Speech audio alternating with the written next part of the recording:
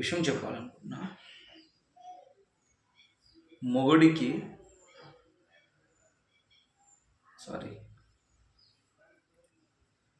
ఇంత జరిగినా కూడా నువ్వు మారుతావు అనుకున్న చూడు, అది నా తప్పు. ఇప్పటికైనా నిజాయితీగా ఉంటావు అనుకున్నా, కానీ నువ్వు నిజాయితీగా ఉండవు.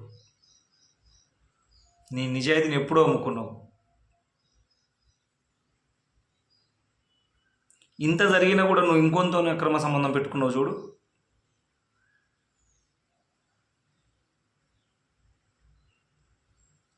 ఏ మొగుడితోనే నాకు సంబంధం లేదు, ఏ మొగుడితో నాకు అవసరం లేదు, నువ్వు తప్ప నాకు వేరే దిక్కు లేదు, అవసరం బి లేదని చెప్పి తడి బట్టల మీద ప్రమాణం చేసినావు కదా.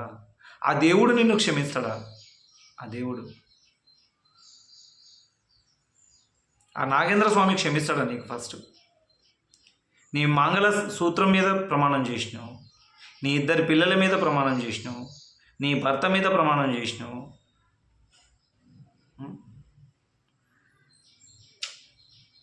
ఎక్కడ పోయి ఈ పాపాలన్నీ ఎక్కడ పోయి గడుగుతావు నువ్వు? వాడేమన్నా బావవుతాడా? లేకపోతే మరిది అవుతాడా? కాదు కదా. తనది బుక్కేనే, నీది బుక్కేనే.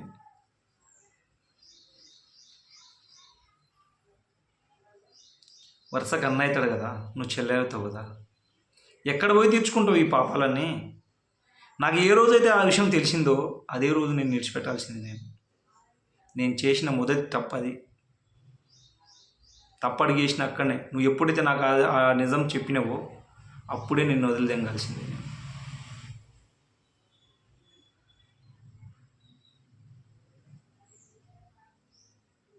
కానీ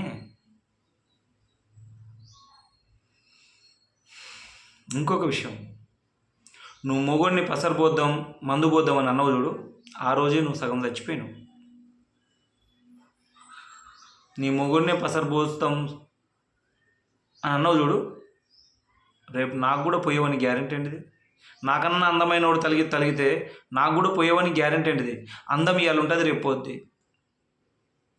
చచ్చిపోతే మట్టిలో కలిపేస్తారు, మంటలు వేసి కాలేస్తారు. అందం ఉండదు. మనం చేసే గుణం, మంచితనం అదొక్కటే నిలిచిపోద్ది జీవితాంతం.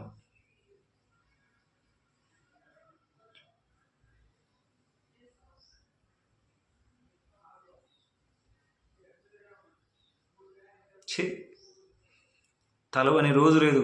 నిన్నెంతలా అంతలా ఆరాధించిన నేను.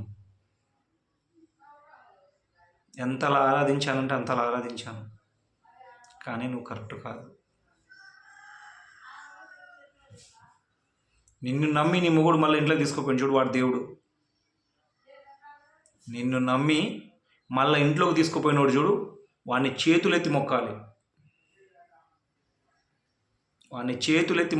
చెప్తున్నా నేను.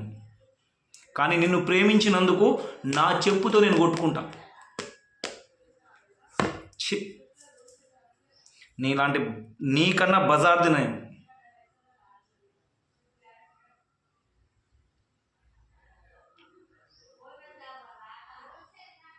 ఇప్పటికైనా మారవే.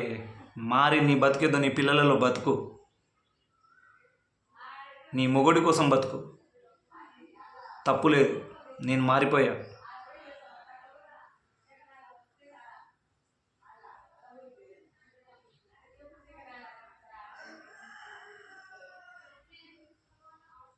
నిన్నెంతలా ఇష్టపడ్డానో అంతలా మారిపోయా నేను.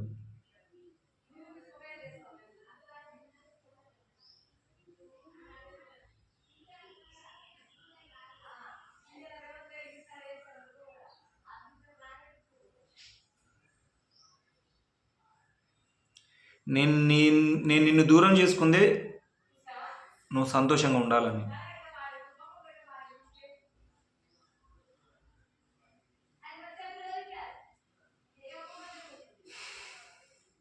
నీ విషయాలు నాకు తెలియదా? నేను ఎవరెవరితో మాట్లాడలేదు ఫోను. నీకు వచ్చిన ఫోన్లలో ఎవరెవరితో మాట్లాడలేదు, ఎంతమందితో మాట్లాడలేదు. వాళ్ళందరినీ భయపెట్టలే నేను. వాళ్ళందరితో నేను డీలింగ్ చేయలే. చేసినాకనే కాదు నేను తర్వాత నీకు